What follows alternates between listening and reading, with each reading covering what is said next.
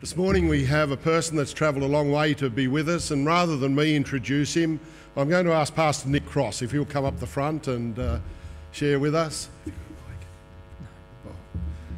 Come here, Mike. I'll get it, Nick. I'm just going to ask Nick one question by way of introduction. What are you doing here? Okay, I was here last year talking to the teens. I'm a youth director in the church. I work as the division youth director, which covers 14 countries in the South Pacific. And so a part of my role is to be an advocate for young people in my church. And we have a beautiful crop of young people in the church, and we see them coming up through the ranks of cradle roll and kindy. And when they hit their teens and they start to go through that rocky sort of decade from 10 to 20, we lose too many of our young people. And I'm really passionate that we need to retain them and give them a sense of God's calling for their lives. A little bit about your family, Nick, just before you share with us. Okay, I have one wife, Andrea, and 3 children, Nicholas, Caitlin and Joshua. My oldest 2, Nicholas is in his 3rd year at Avondale doing theology. My daughter, Caitlin, has just entered theology in her 1st year this 2 weeks ago. And my youngest boy, not sure what he wants to do. He wants to be a video man for a skydiving company at the moment. But no, I've got 3 beautiful children, very proud of them all. Thanks, Nick. We'll leave it to you to talk. Thank you.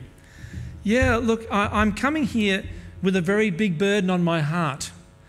The motto of the Adventist Youth Department is the Advent message to the world in my generation. And I take that message very seriously. As I travel through the South Pacific, I notice some big disparity between countries like Australia and other countries in the islands. We have countries in the Pacific where you can go to a local church and you can say how many people own a Bible, and 2 people will put their hand up. And we're talking about a church maybe with as many people as what we have here. And as I've travelled around, I realised that we have tens of thousands of Adventist young people in our church who don't have a Bible. Now, there's reasons for that, and I'll be talking about it more this afternoon. But I decided about 2 years ago that I felt we needed to do something about that. And so we dreamed and asked God, we prayed for months about what we could do to help them.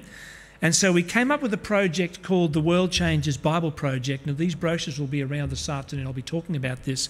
But my dream is to put in the hands of every young person in our church in the South Pacific a Bible and a set of Adventist Bible studies, full message set of studies.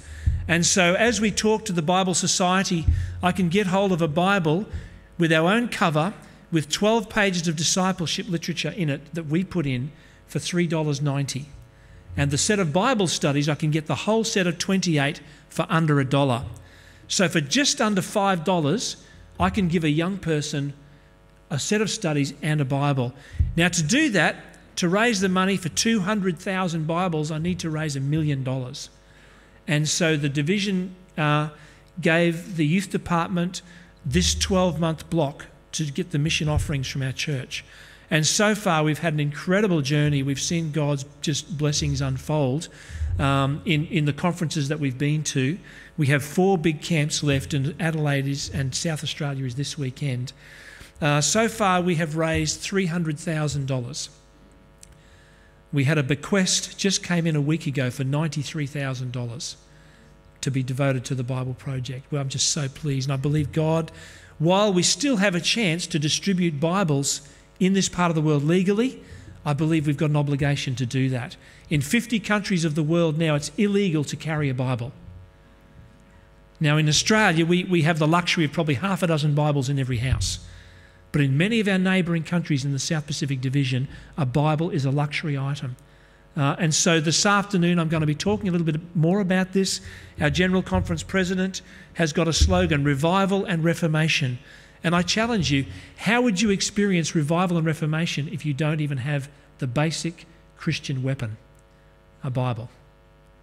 And so I believe everybody has the right to have a Bible. So, God bless you as you worship today. And I'll be back this afternoon to talk a little bit more about putting the Word into the hands of a generation of our young people. God bless you all this morning.